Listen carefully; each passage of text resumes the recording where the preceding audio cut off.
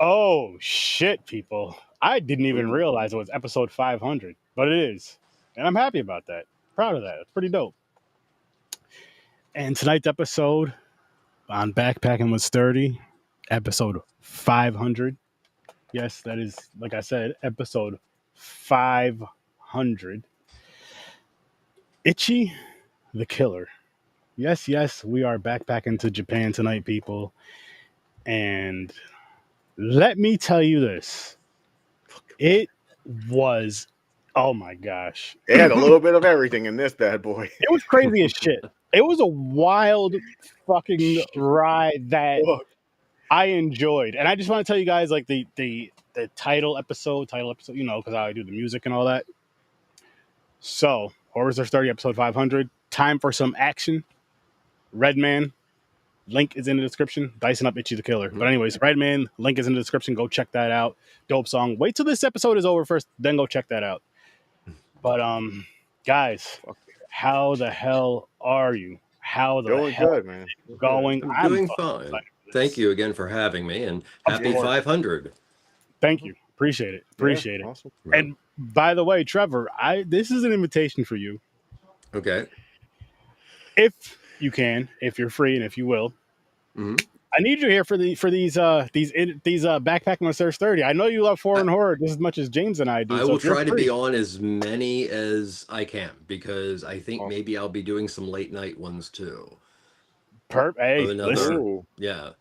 Yeah. Oh, yes, yes. By the way, there's going to be some foreign horror over on Sturdo Vision. Yeah. So, yeah, I mean, it all depends on what my old ass can actually I say the same thing. Yeah. I do it rare. I do it rarely for that midnight one. Yeah. Listen. I feel it the next day. Listen, all I'm saying is I can't wait for it to happen. I don't have that young blood no more. I'm going to speak this to an existence. I'm going to get a really fun horror movie, a fun foreign horror movie. It's really weird and strange. And we're all going to be there for that watch party and that review on Sturdo Vision. Just wait for it, people. Just wait for it, people. It's going to happen. It's going to happen. Scene Snobs, what's good? What's good? Make sure you guys go check out the Scene Snobs. It's a great, fantastic show. Fantastic. If you're not over there following them, you're fucking up. Yes, I said it. You're fucking it up with a capital F. Oh, man, guys. How many addictions did they show? Addiction/fetishes they show in this fucking movie? Oh, a lot. I mean, that's just Christ. The top of... Well, no, it's actually kind of the middle of stuff going on. Yeah, that's not the main shit, boy. Damn. Well, I'm curious. What did you guys think of the movie?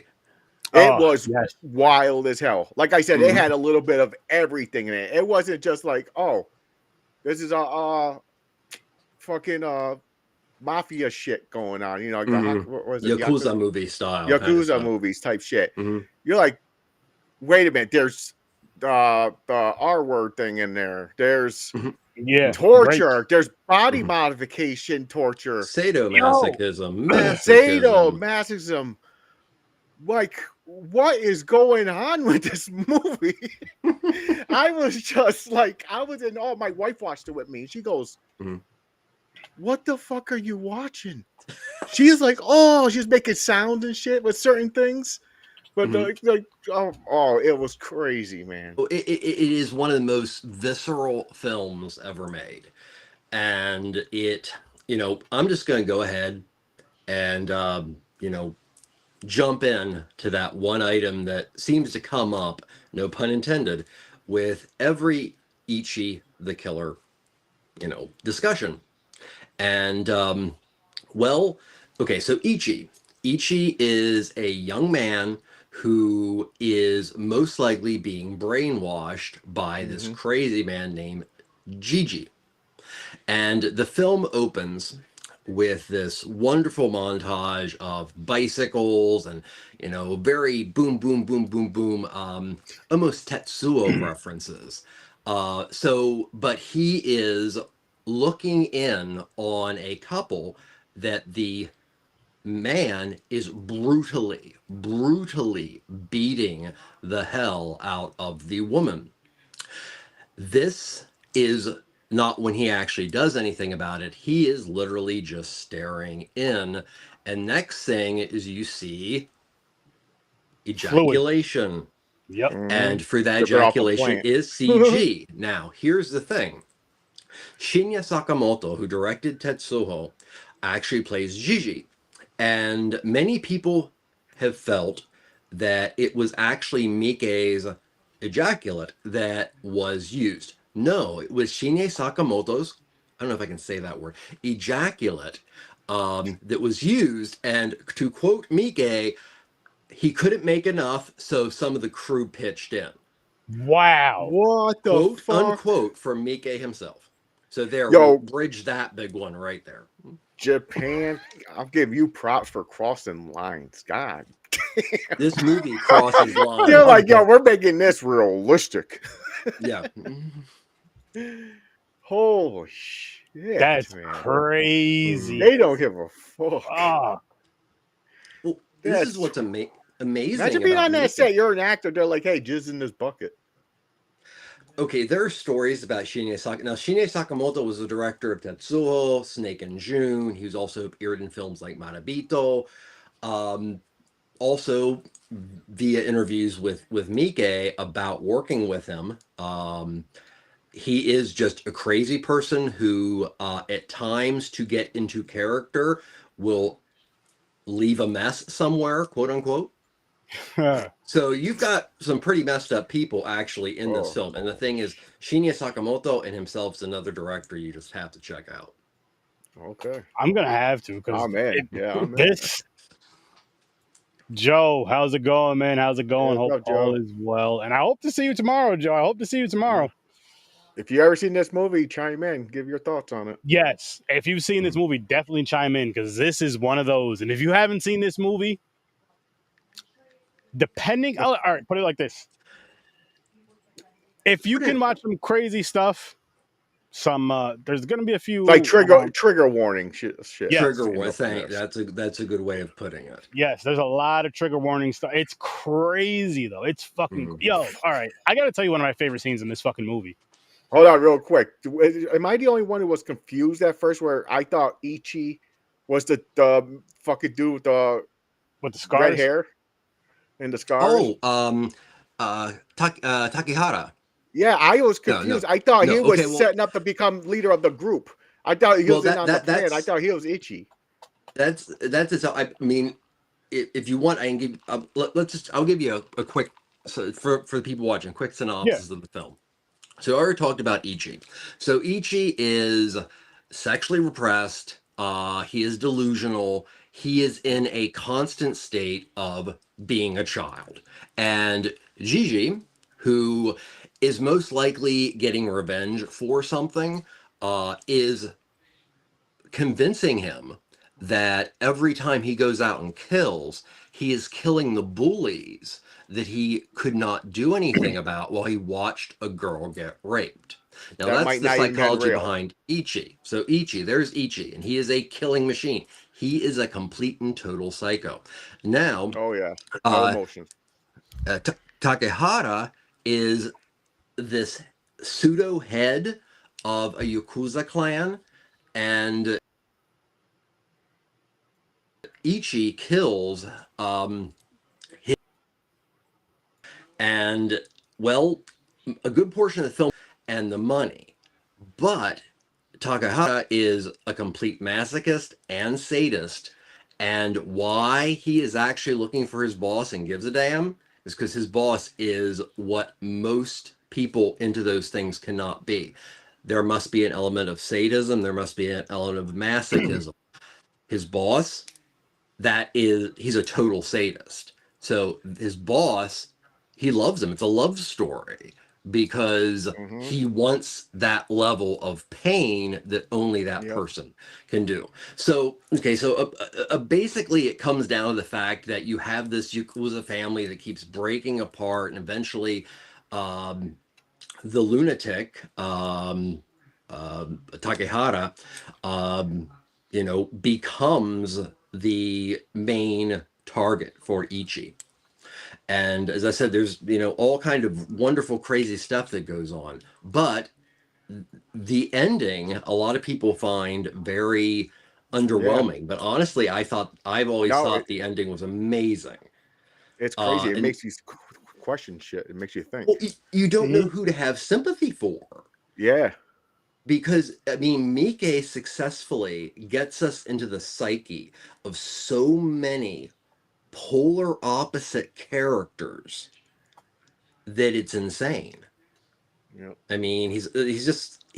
I think Tom Mess at one point said that he was a chameleon, which makes much more sense than calling him Maverick or whatever, because this is a guy who made all kind of Yakuza films, all kind of horror films, including the legendary Audition, One Missed Call, and then he made these period pieces that were extraordinarily violent. He started on television, and then he does these amazing kids films.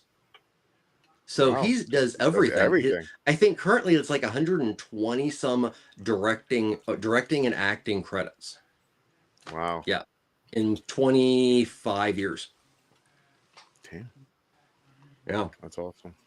So Kids, yo, I couldn't imagine the person who made this movie making a children's movie. Like, if you know what I mean? Like, I believe you, but it's like if you're like, yeah, he made Bambi, or not Bambi, no, maybe not Bambi, but you know what I mean? Like, he made whatever as well. I'm like, what the fuck? Really? Like the Powerpuff Girls. Like he made Yeah. Powerpuff Girls? you have no idea how much that reference means to Daisuke Miike. But I want to hear more, you guys, about Ichi the Killer, because it is one of my all-time favorite films. Okay, I'll tell you one of my favorite things about fucking what's this keep forgetting his Takahara. name. Takahara? Mhm. Fucking I love that part where he fucking pulls the thread out and he unlashes his jaw. Mhm. And he fucking bit the dude's fucking hand. The fist. Mhm. I didn't know he could do that. I didn't know he could attach his he just pulled the things off and his jaw just opened up like a snake. Yeah. It was like Well, he was the character, and it's Kakihara. Pardon me, it's not Takihara. Kakihara is the epitome of masochist and sadist. Oh, so everything about that man, and this is based on a very, very impressive, and unfortunately, I didn't read it all, manga of the same name, and oh wow. it the author of the manga, Hideo Yamamoto, worked quite closely with Miike, and Miike was a huge fan. Miike is a fanboy, but if you talk to him now, he honestly says he doesn't watch movies because he's at a point where he just loves making movies more than Yeah. watching them. But he's a very fascinating cat. Wow. Wow.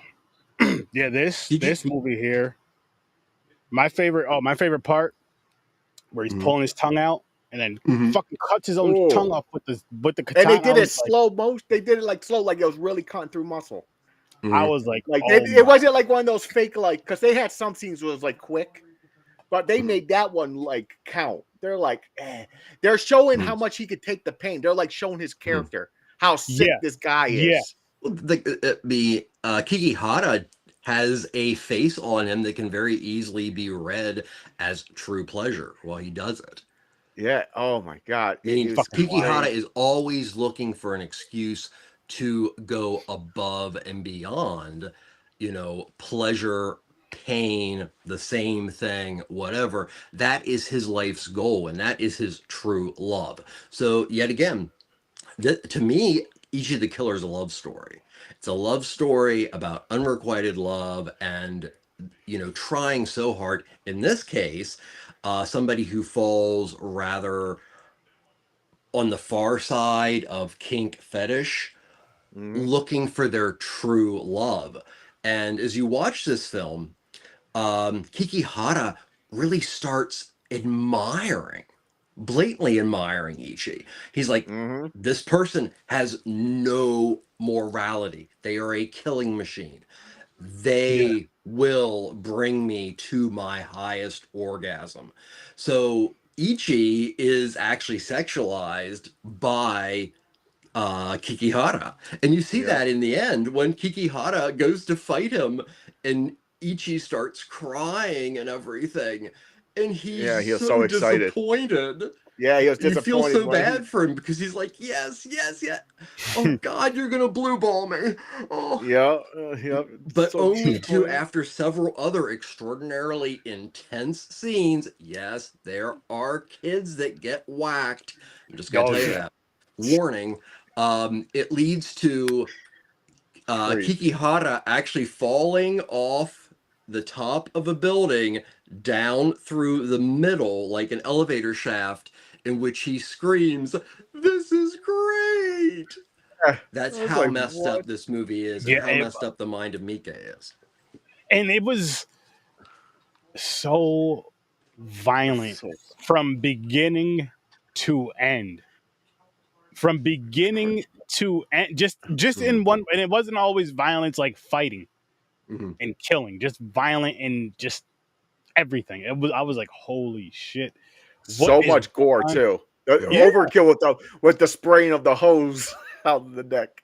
the It was next, like, you know what? I'm glad you brought that up though, James. And I'll say this before we dive into our ratings. I'm glad you brought that up because what I was thinking of when I was watching it. It was because it was the how do you pronounce it? Maga, the not manga, Maga, Magna, Maga. The yeah, manga, Manga. manga, manga or manga. Yes. Mm-hmm. manga. I was thinking I like the blood squirting like that because I feel like it stuck more with the manga that Mm-hmm. The manga style.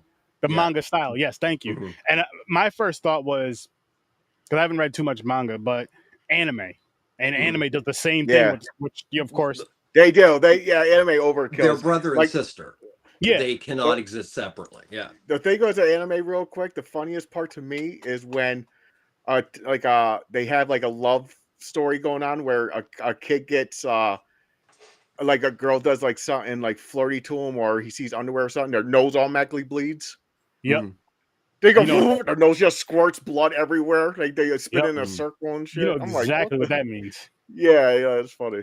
Okay, Well, go on. you That know, just I reminded me of honestly that. would say this is also one of the best. I mean, because you have to put, even though manga is slightly different, it is a form of graphic novel. It is a comic book.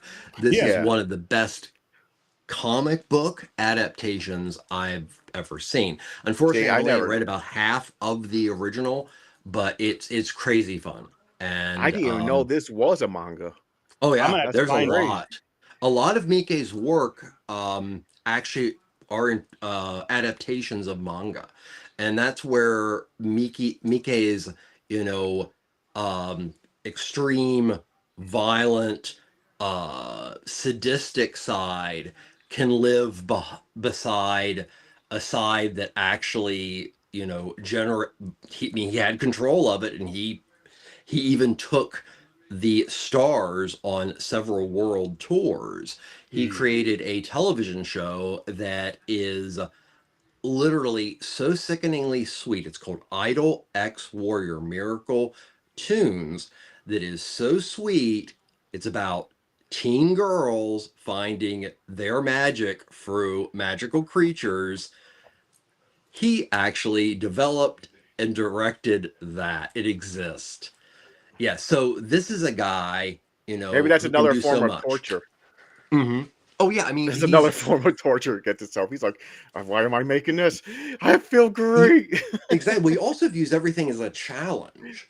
That's the thing. Yeah. If somebody gives him something, they know that he's going to do it in a very distinct manner, and they usually let him run with it because, especially more of his, child fare, like the Great Yokai War, were huge, huge successes.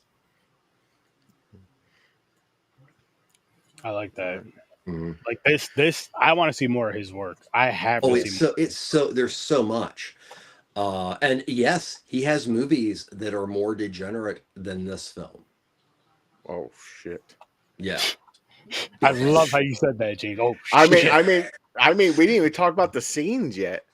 But Real quick, let's talk about the with the girl where he stretches out the nipple and he just runs a fucking Yo, look like a pizza cutter across. mhm. she got her nipples cut off, man. The nips were just beep, beep, beep, beep, gone. The first thing I did when I seen that scene, besides laugh, was pick my phone up, go to the Sterno Vision group chat, and I was like, yo, this movie, Ichi the Killer, this chick just got her nipples cut off, and there was no explanation. I just put my phone down after that because Okay, the I had worst to tell scene, man. somebody. The Huh? most, to me, painful, the worst, craziest scene in this whole movie was when they got Suzuki, and he had them all up on the hooks, Mm-hmm. and he was pouring the hot freaking grease on them. Mm-hmm. You seen the sizzling? I was like, oh, I had a chill down my spine. I was like, oh my god, how is he alive? He's dead. He's not living that. There's no way. Come on. He just poured it on the back of his head. Oh, come on, no way. Well, there's where the dark humor of Miike lives, because Miike's violence, in my opinion, falls into two categories, and that is extreme shock or violence that honestly does what violence should do, and that is make you feel slightly repulsed or generally repulsed by it. And it lives directly beside, Evil Dead 2 on steroids, black, dark humor.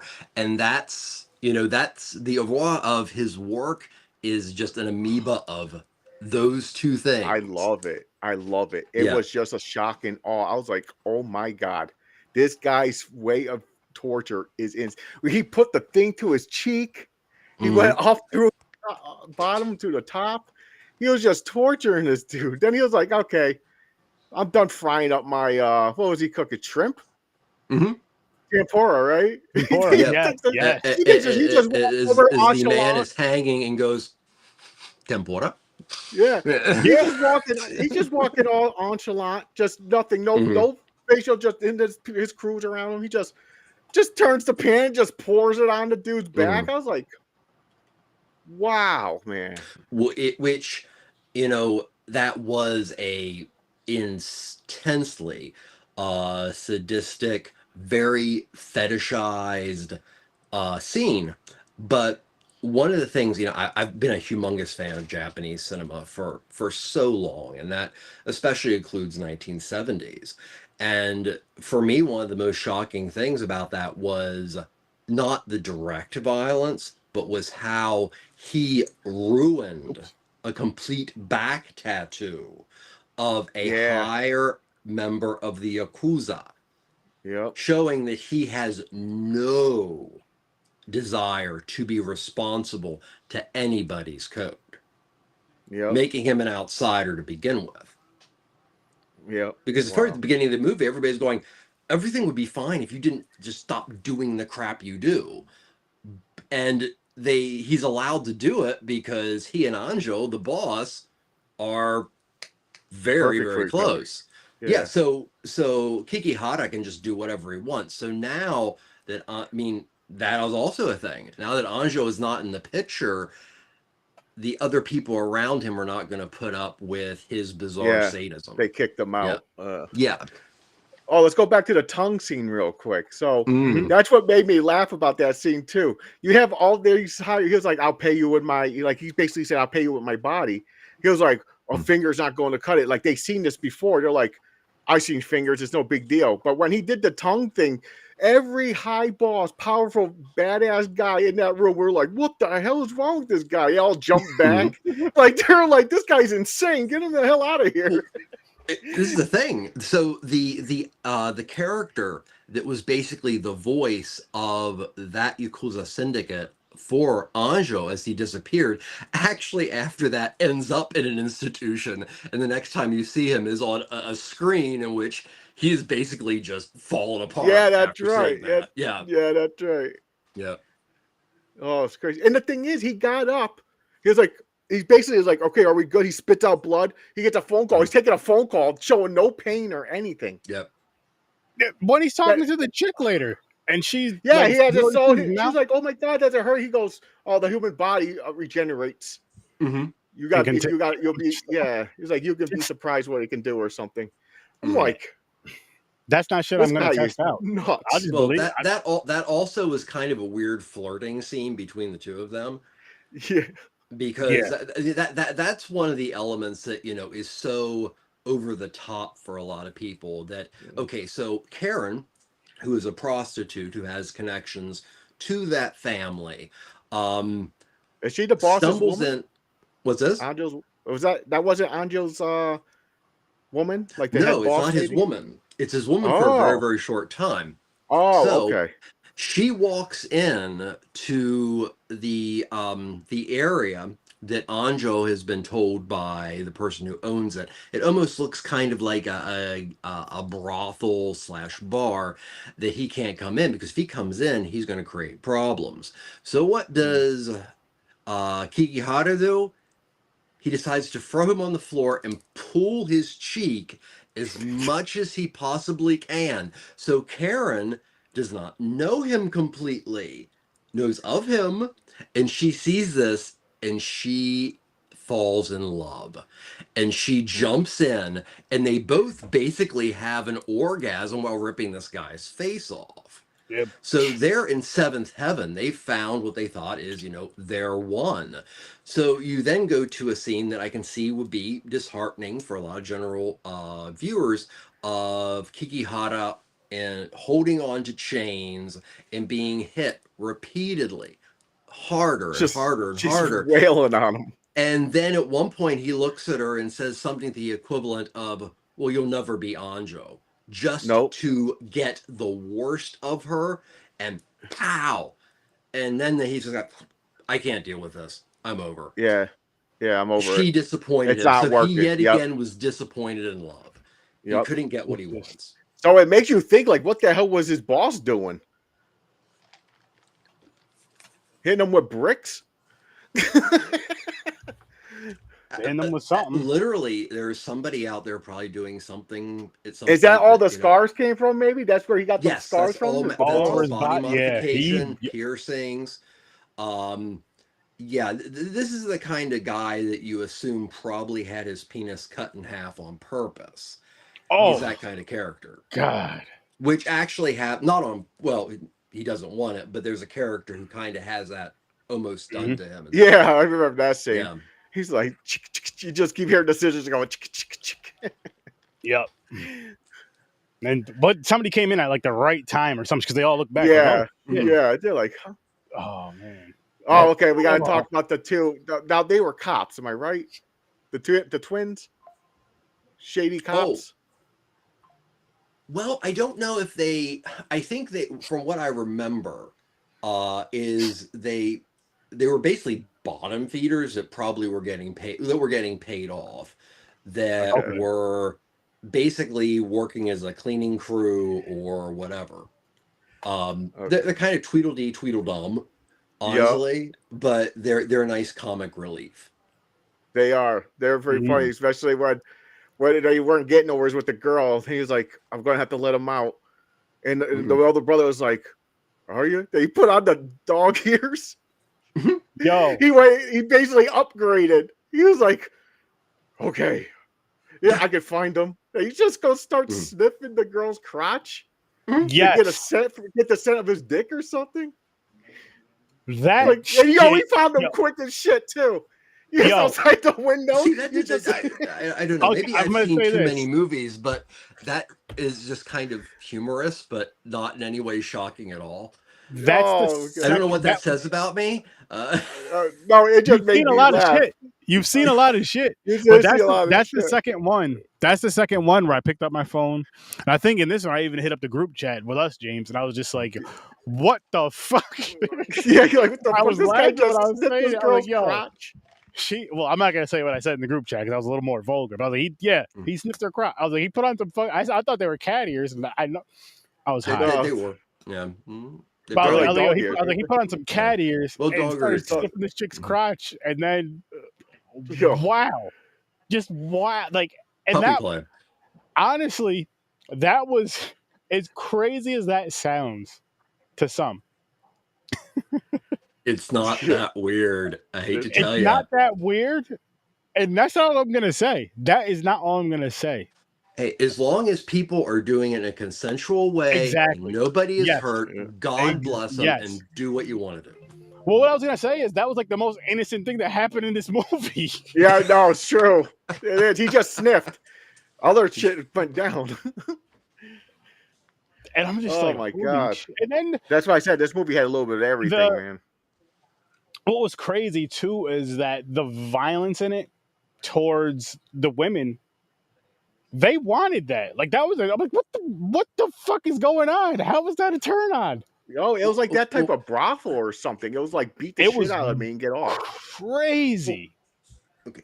So one of the overlying things of this film and Miike is Miike likes extremes. I see. And the manga is also equally extreme, if not a little bit more. Oh, Um, for sure. but you know, I can see somebody reading this movie as being extraordinarily misogynist. And it's not. It doesn't really take any sides except for the fact that it allows some of the major characters to really develop their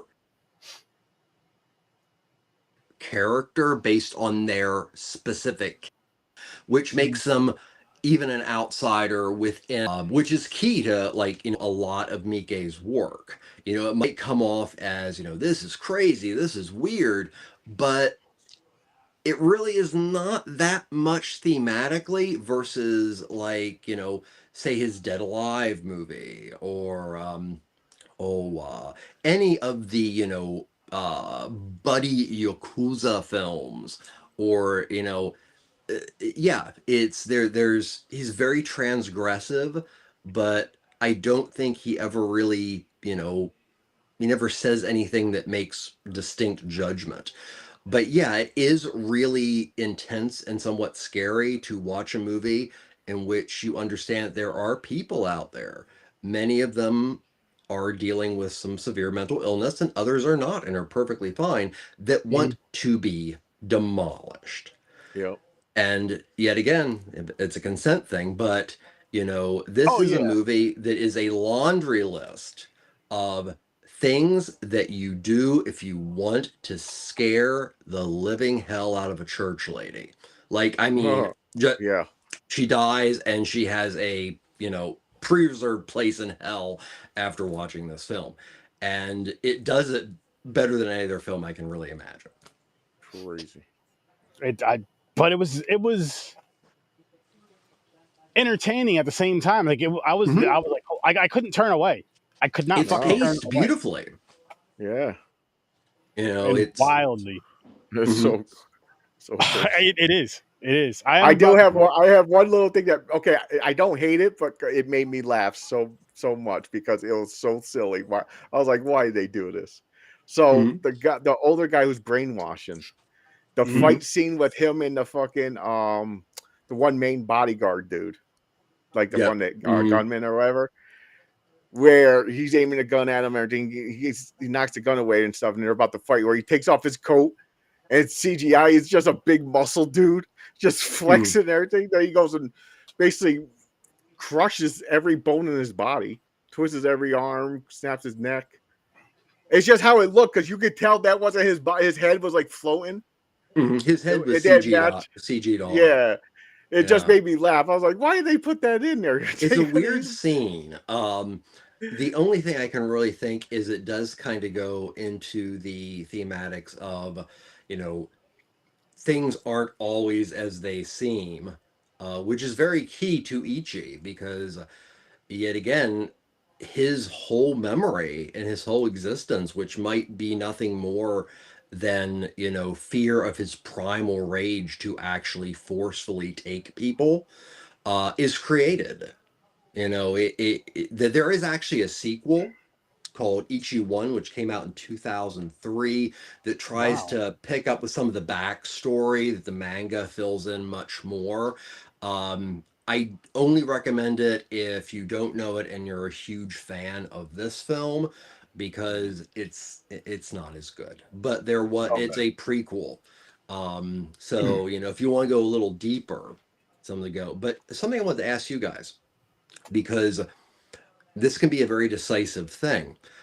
What were your feelings about the use of CGI in this specific film? Remembering it was 2003, I think.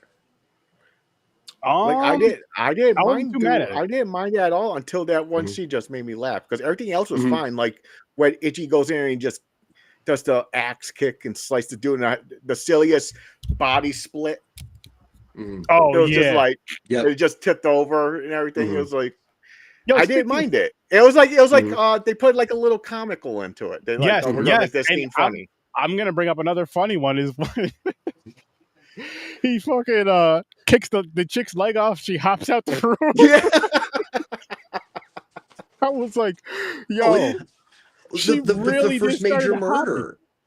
Yeah, the first major murder in which, Gigi's cleaning crew shows up. It's total slapstick from there on. Yeah. So this movie is a comedy, and it is a sadistic slapstick. Oh, it's crazy. And that's what makes it so great, because it is so many things in literally about its final cut is 128 minutes, but it fits in so much stuff. And I would say it's worth seeing Audition. It's worth seeing like Aizu, Gozu, Happiness of the Karakoras before you see this, because you then really kind of understand about how good a director he is. Mm-hmm. Okay. Oh, hell yeah. Oh, another funny. This is gonna be fucked up with me, but another funny scene that made me laugh. So when Ichi's on his bike on it looked like near the water, and the kids were bullying that one kid, and he was just ignoring him. He's just looking and looking, but that one little kid who's leader of that little crew looked at him and knew that, because he didn't say, he's an adult, he didn't say nothing, that he knew he was gonna be a little bitch. He's gonna punk him. And the kid would just keep saying shit, but then all of a sudden, Ichi just fucking bat kicked him. And you heard, oh! He started crying, he started dying. No, before that, though, James, before that. He just fucked that kid up. You got to remember, the kid kept talking shit, but then he came over. I don't know if the kid kicked him or something, but he kicked his bike over and called him a jerk. He called him a jerk and kicked his bike over. Then he got the spinning bat kick. But he fucking just back kicked him, bro. It made me laugh so hard. Yo, I was laughing. Not only was I laughing, I was like, that little fucker deserved it. He did, but it was so funny though. For some reason it makes me laugh, but it was the sound that came out of the kid's mouth when he got kicked. Oh yeah. Like, ah! Oh, I mean, and the thing is, Miike has done a lot more in a lot of other movies. I mean, this is probably the pinnacle of over the top for him. But all I can say is one of his movies, you will never feel the same way about a poodle again. There's just this really bizarre humor to his stuff that either you get it or you don't. So it sounds like you guys definitely get it. So it is. I love a tasty little film. Yeah. Oh yeah, I love dark humor. I loved it. And next week over here on Horror Research 30, I saw The Devil. Score. I saw The Devil. You seen this one? Awesome. I might have seen this one. I know I didn't, and I cannot wait to see it. One of the best serial killer movies of the past. I did see this 20 one. Years. Thank you. It is so awesome. Good. Yep. I think it came out on Hulu. Mm-hmm. So I jumped around some places a while, but it's really good. Yeah. And if I remember correctly, it also stars the actor who played Old Boy in the original Old Boy. Oh, okay. I cannot remember his name. I feel horrible. Yeah, you're right. He is. I know what character. Like a gem of Korean cinema. Didn't we review that, James, on our old show? What? I saw The Devil? No, Old Boy. We did. No, we reviewed Old Boy. I gotta find that. I'm gonna send you a list, Trevor. Okay. Our old co-host. So shout out to Ibrahim, miss you. But if I still have this list saved on computer, I'm gonna send it to you, because there's some movies on there. I would like to know what you think of them, if you saw them and all that stuff. Because just from saying that movie, okay. Can you imagine the conversations with Trevor and Ibrahim, James? Oh yeah, that'd be insane. It sounds like somebody I'd love to meet. So. This is Oh yeah, he's hard to get a hold of, but I'm gonna try to, because I'm gonna show you this list though, Trevor, and you're gonna be like, "Oh my gosh!" Awesome. I know you're gonna, because there's a lot on there I've never seen and heard of, and just some shit. And I know you've like he introduced. He had some movies that were like 4 hours long. Yeah. Oh wow. Yeah. Well, And I was like, what the hell is this? Are they simply in the horror genre, or are they just kind of all over the place? No, just like no, not horror. No, actually, not horror at all. Mm-hmm. No. But the closest we got to horror violence was like the Raid movies. And love those. Love those are very the Raid good. movies. Which that is one of the best sequels in history. Yeah, I agree. 100% agree. It was nonstop violence. My eyes could not leave the screen. The Raid 1 and 2 will be reviewed on Sturdovision at some point, because that is something that is just wild enough to be over there. This is too. This could have been on Sturdovision, but it just fit with the theme. It fits with the theme of the month as well. We had to do it. We had to do it. That's just two movies, a whole bunch of ass kicking. I do gotta, because you guys, like I said, with this whole backpacking with Sturdy, I'm going to try to every week order, some food. That's right. So this is what I got this time. And this time I was smart enough to, well, my wife took the pictures, but I was smart enough to like get the names of the foods and kind of put them with them, because you guys know. And this is actually really from Japan, like Japanese style food. It's from which I'll show you guys the menu in a minute. Okay. Because the food was good. Like I said, if the food's nasty, I'm not showing you. I'm not even going to mention the place. I'll show the food, but I'm not going to tell you where I got it from. Hopefully every show you do this, you're going to show the picture, because I hope you don't have a restaurant that's nasty. I'm going to show you the picture of the food every single episode, but I'm not going to show you the picture of the restaurant every single episode. I see what you're saying. Nasty. I got you. Just because I don't want to shit on, you know what I mean? I don't want to shit on people's restaurant. I don't want to do that. No, that's I not hear you. That's true. But this is what we got. Ooh, let's see here. And Eel Don, for the people that are listening, Eel Don Brewery. I thought it was okay. That's what my wife ordered. I thought Did they put that sauce on it? They put that. I think so. Oh, I love that sauce. Man. It was okay. I wasn't really crazy about it. It was like okay at best for me, maybe a little lower, but it wasn't because it was just I just don't like that. It wasn't for me. Okay. The chicken katsu, fire. Now that brown sauce stuff, didn't really care for it on the chicken, so I had to do the black thing and use hot sauce. But the black thing. That listen, man, I love Japan though. I love the food. I love your movies. I hear you. But that chicken katsu looks good.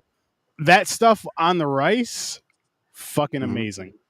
The dragon roll, that sushi consists of which I have a piece in front of me with some wasabi. I'm going to show that. I'm going to actually try that in the live. Oh, you got to use wasabi, huh? Yes, sir. Not a lot. I'm not going to go crazy with it. But it's eel, shrimp wrapped in red and white tuna. Oh yeah.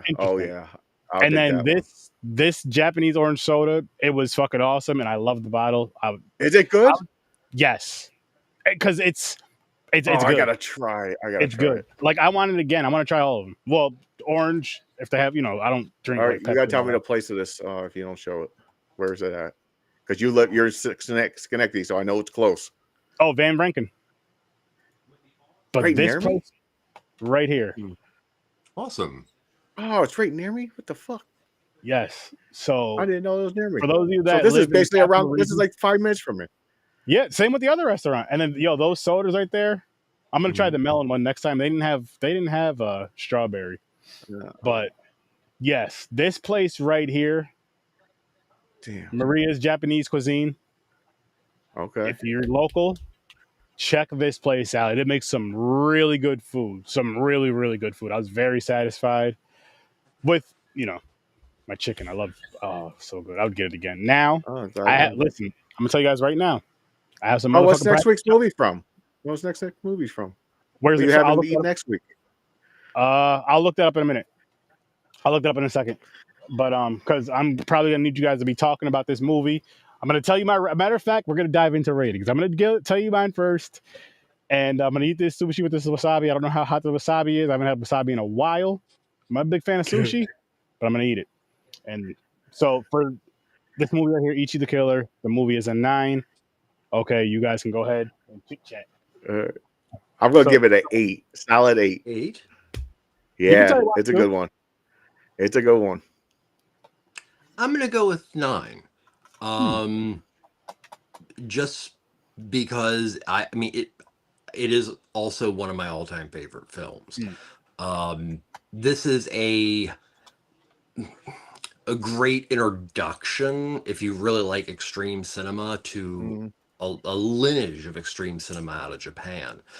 I know that so the first big Japanese pseudo horror extreme film to hit really big in the United States was Battle Royale, and that was directed by Kenji Fukasaku. Now, Fukasaku was known for everything from the Green Slime to the honor battles against honor and humanities. Just he was all over the place, and he was also this craftsman like Miike that literally could be hired, would create whatever vision that he wanted, and they'd allow him to do it. But he was a chameleon too.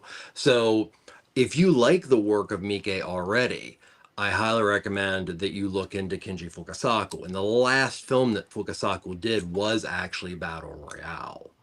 Nice. So that I've never seen Battle Royale, but I heard really, it was good. Yeah. there's two of them. The sequel blows. His son is not a good director. I'm gonna have to, I don't remember the sequel. I gotta rewatch it, but I remember the violence in that movie. It's way better than the Hunger Games because there's similarities to it. Oh yeah, definitely influenced all those. Yeah. So that's something else that's going to be on Stereo Vision right there, Battle Royale. And I'll probably do them both. They won't be a double feature because it's so damn late. But we'll see. Unless, well, actually, if it's a double feature, it won't be a watch party. It'll just be you watch them when you. Anyway, that was good. That sushi was good. I'm not a big fan of sushi, but that was I'm glad you found. I'm glad you found one. I found a sushi that I really like. Now I want to try that same thing with a little the wasabi on there, yes, but dip it in a little bit of soy sauce. But that was good. Well, Sturdy, I have to say, when you posted to us about this show and such, I was thrilled that you were bringing in an element of food, because I don't know if your viewers know this or not, but you and your significant other are massive foodies. So I love to see you incorporate it. That was really awesome to see. And what it is too is because it's that we both love horror, and then the food thing, and then it's like I want to start diving into other cultures with the horror stuff because I love, and so does James, and so do you, foreign horror. Just seeing something different, seeing something where we're only at the tip of the iceberg of the stuff that's available. That's the thing. I know. There's so much just in film. Yeah. That, you don't know where to start sometimes. Exactly. You don't. I searched one time. I just put Korean horror, and it's insane if so much shit comes up. I'm like, I don't know what to choose. My anxiety kicks in, so I randomly just have to hit a button and pick something. And some of the best Korean horror is not even available on streaming services. That is true. True. It's hard to find. Like I couldn't find one of those movies that you send there. I couldn't find it. It was the Pari. It's not even on our site. Okay. I don't know that the Indian movie. Yeah, Pari something. I couldn't find that one. Which the one? What country is that from? I think it's India. India. Prada Mandir? Yeah, I think that one. Prada Mandir. It's P-A-R-I. That's a classic of Indian cinema. It's P-A-R-I. Then underneath it, there's words. I don't know what the words are. I have the movie covers, Trevor. I will get them to you. I was just about ready to grab a large box set of Indian films. It is. He's like, I've seen it. Actually, if we're talking about like world stuff, not to get off Japan, but if you can, try to find a film called Mahal. And Mahal is a 2.5 hour reimagination of the Nightmare on Elm Street. No way. And it includes, of course, music. There's all kind of weird pseudo-teen romance and over-the-top dream sequences. Indian horror is either you love it or you hate it. So, yeah. Fair. I heard to bring it honestly, back to there's this Japan. one I want. Yeah. I heard there is a Forrest Gump version. Oh, I mean, well, I want to see it because it has to be hilarious. Well, India does an amazing amount of ripoffs, but the ones that I think most of us as film lovers really hope the vaults open up on is Turkey. Because Turkey, for their exploitation, I mean, literally, there's these Turkish Star Trek. I mean, there's just their exploitation cinema was insane, but it crossed so many copyright violations it will probably never be available legally. That sucks.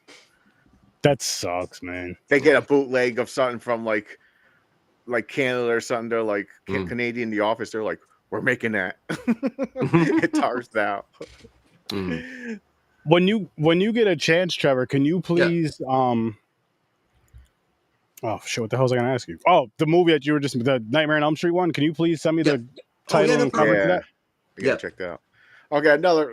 Okay, I got one more question about this movie, but I got a question for Trevor first. Okay, Trevor, I want to give you a little homework assignment. You might even answer it now because you got so much information. A lot of random stuff bounces in between my ears. You watch so many weird movies and all that shit. And we love that, by the way. Well, it means a lot. Can you suggest me, it don't matter what country it's from,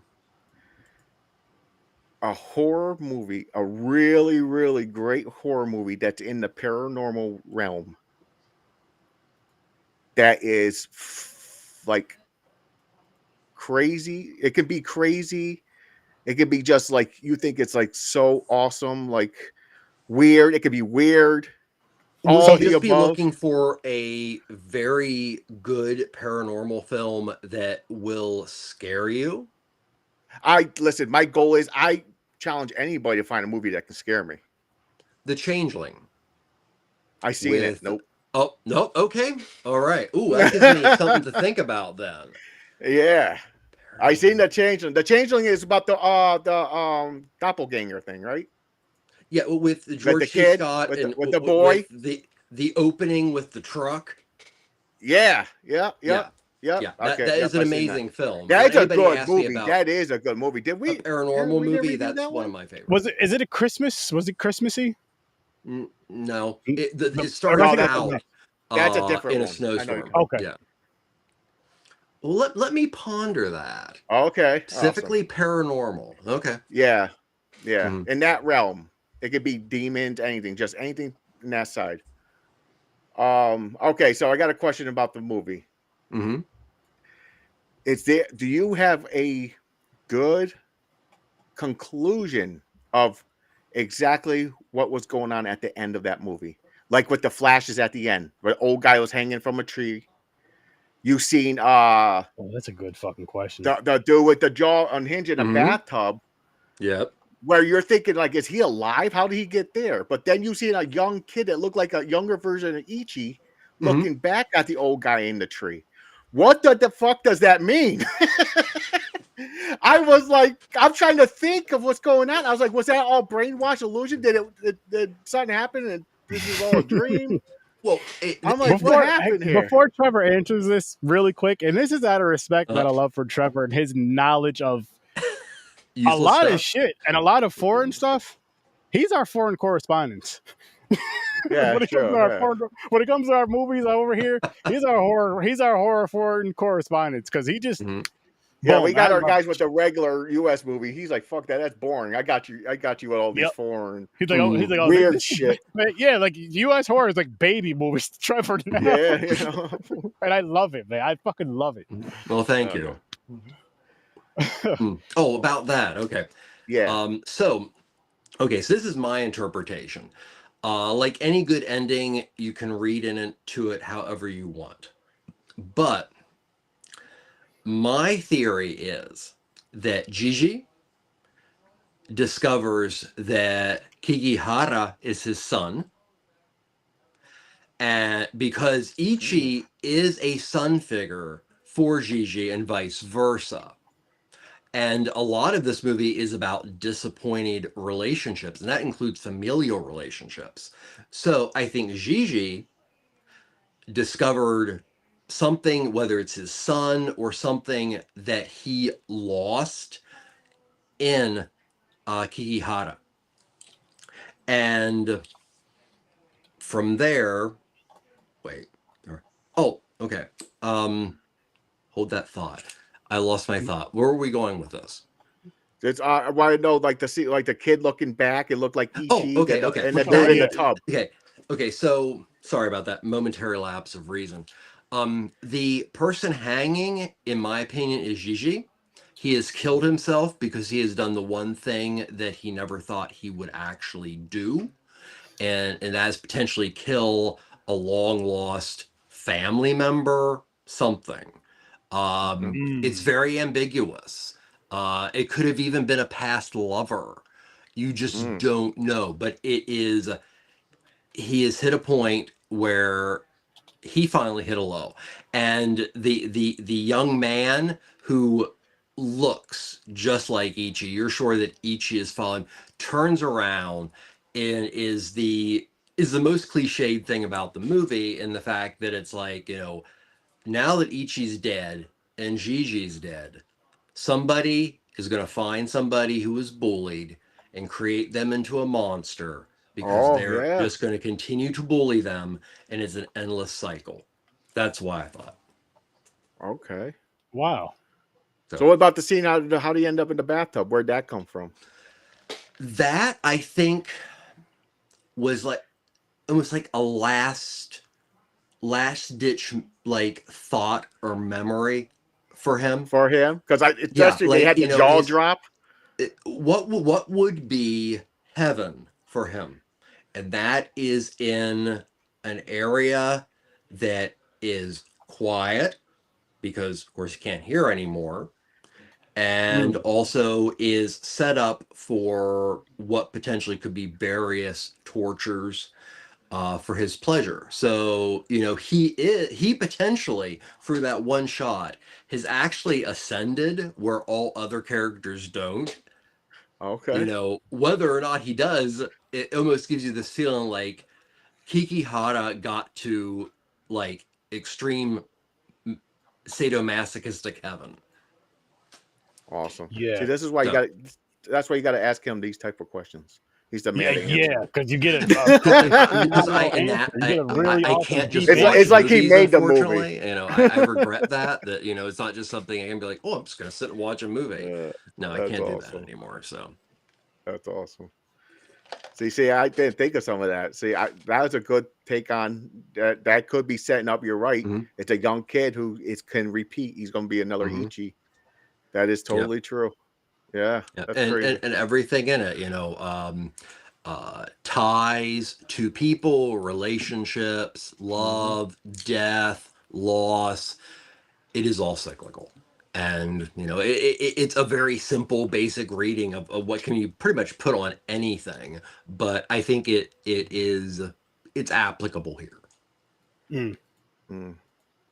I'm not gonna lie, guys. I had a feeling. I thought my highest score of this movie was gonna be like a 6, the highest. Really? Because I was like, oh, it's gonna be like a serial killer movie, no big deal, right? I seen this, I was like, what the fuck is going on? This might impress you. It was so surprising and dark. I just enjoyed it so much. This is a real film geeky thing, but this might especially for you, James, is that this film was shot on 16 millimeter. It was blown up to 35. That's awesome. So anybody who's watched a lot of films that 16 millimeter, the best is your original, but it's a lesser film. That it could be shot on 16, and it was shot well enough on 16 that when they blew it up to 35 and put it in the aspect ratio that Miike actually wanted to be able to put the film in, it looks amazing. Yeah. And that again, I've watched so many interviews with Takashi Miike, and you learn to love him even more because he is not in any way one of those directors as like, I. He avoids it like the plague. He's pointing out about like, if it wasn't for the creativity for this group, this would be nothing. And my style is I find people that really have passion and do good work. And I say, I want this, but you do it how you want. and that he said that leads to the people he works with to both be committed, but also to he likes the end result of his films more than like the CGI people he works with. They deliver above what he wants, but they are so driven that they always hate it because they felt they could have done it better. And that's the kind of relationship he has in the film community of Japan. He's a generally nice, soft-spoken dude. Yeah, that's cool because it's The also like a crazies always humbling. are. It's a humbling thing too. It's like he knows if I didn't get these group of people here, the best, this would not work.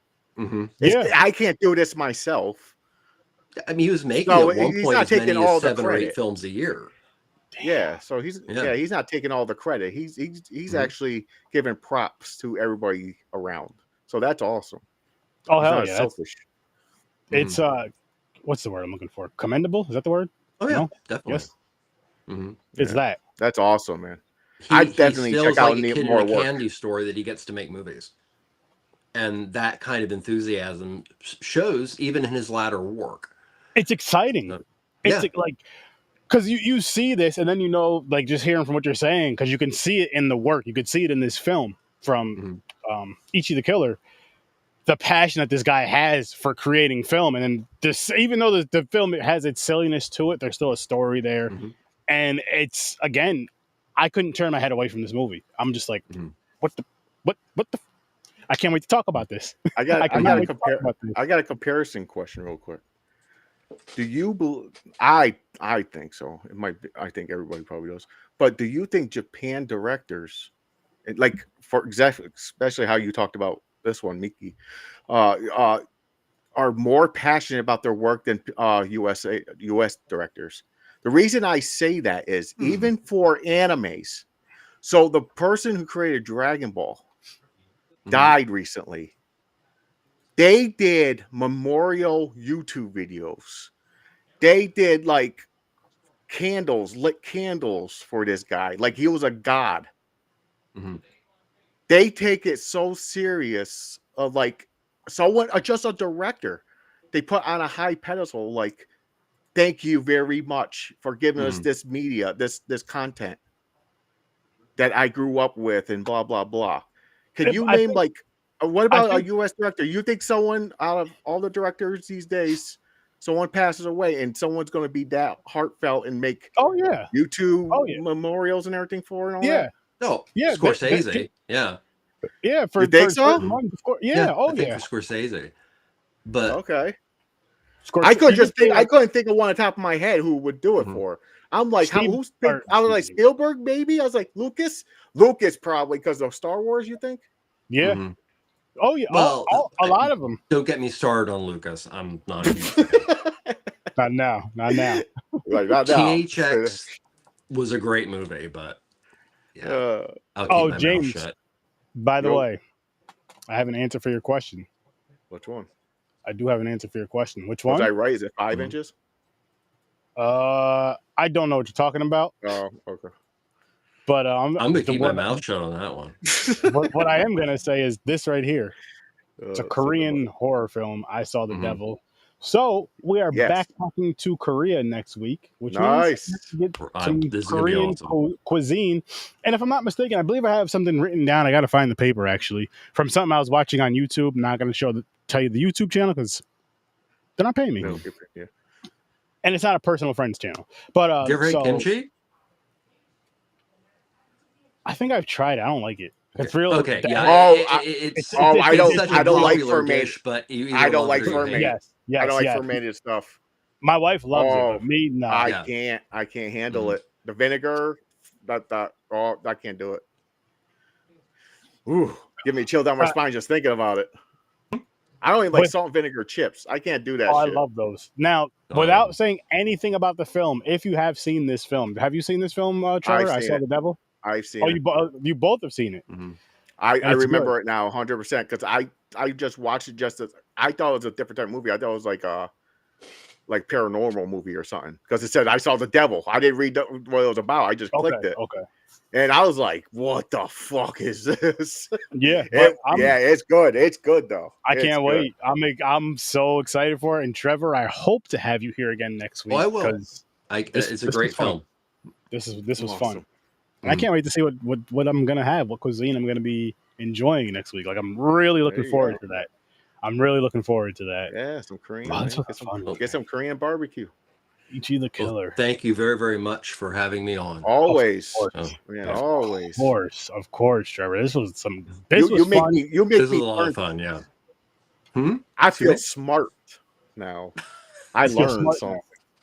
No, you know what it is? It's like I walk into a bathroom and forget why I'm there on a regular basis. So hey, that's fine. My mind works in very mysterious ways. Hey, you know why? Because it's empty, and so you put more knowledge in about movies. Yeah. You're getting rid of the nonsense shit. Bullshit. You're like, I don't need to remember how to pee.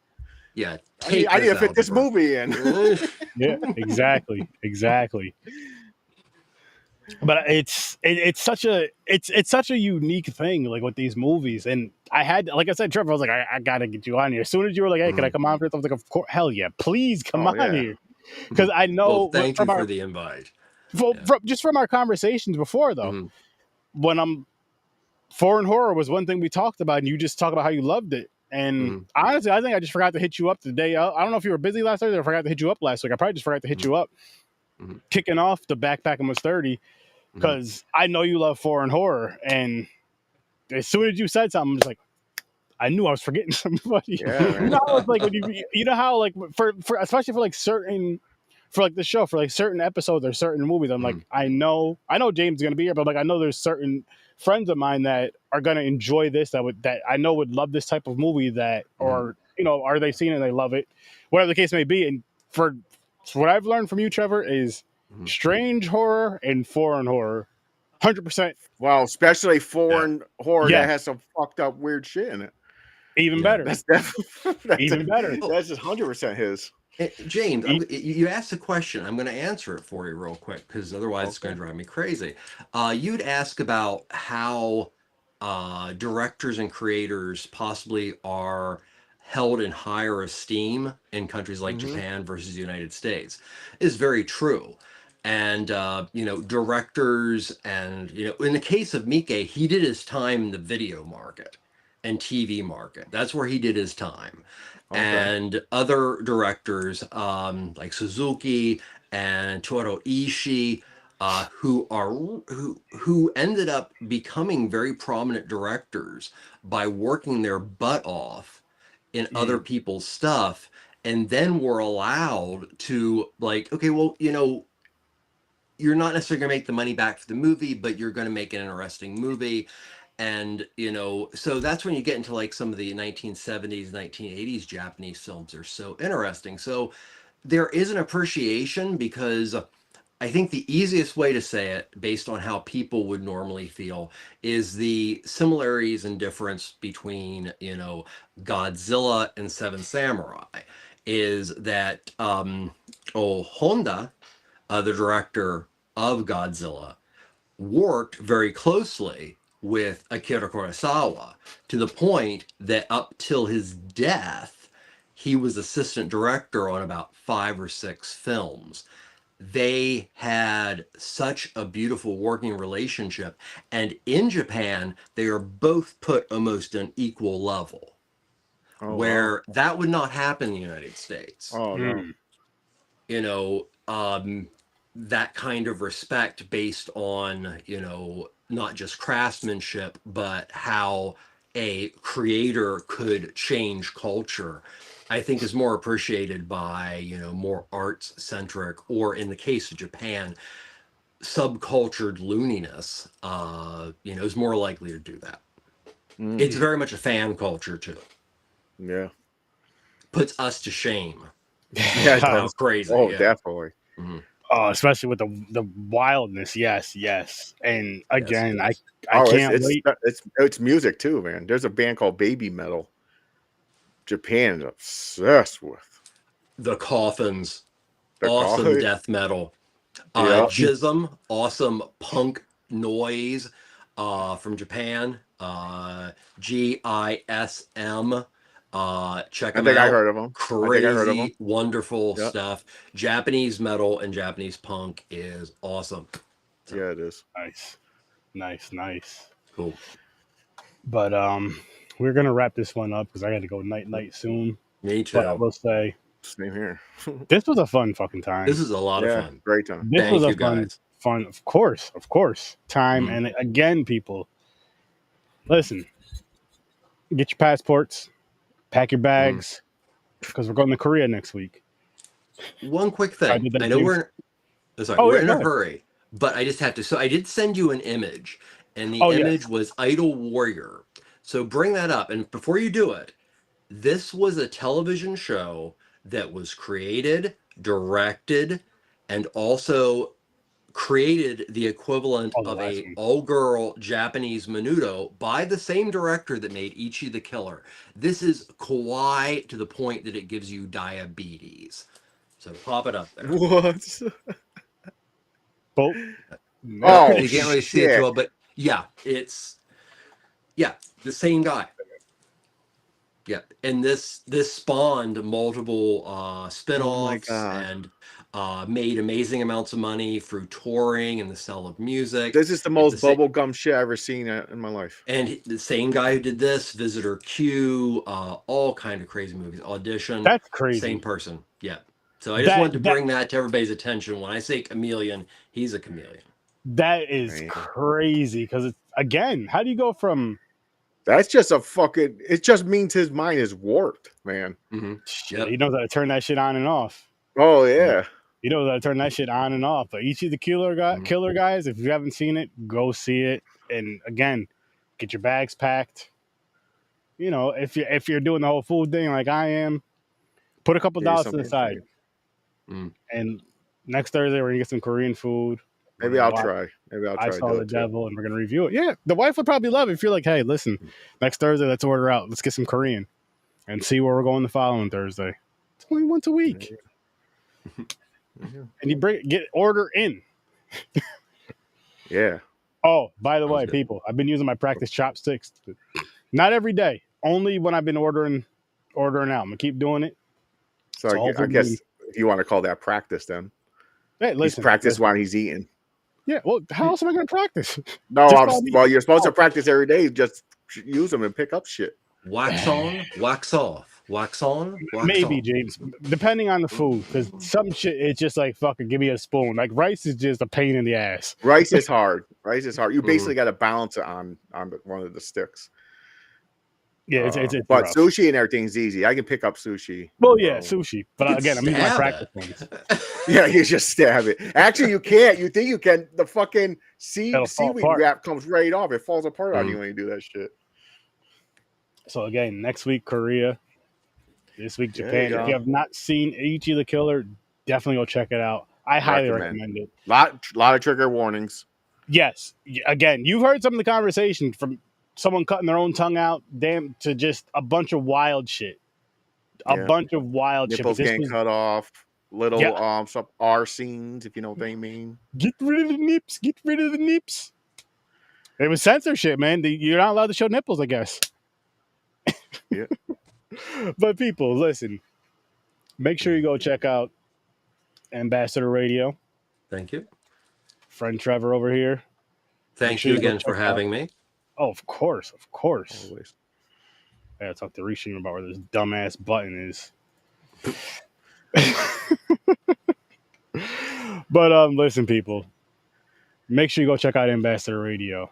Of course, check out Popcorn and Pints, which are going to be live this Saturday, reviewing Freaky Friday and Haunted Mansion. I know. I won't be there. Don't cry.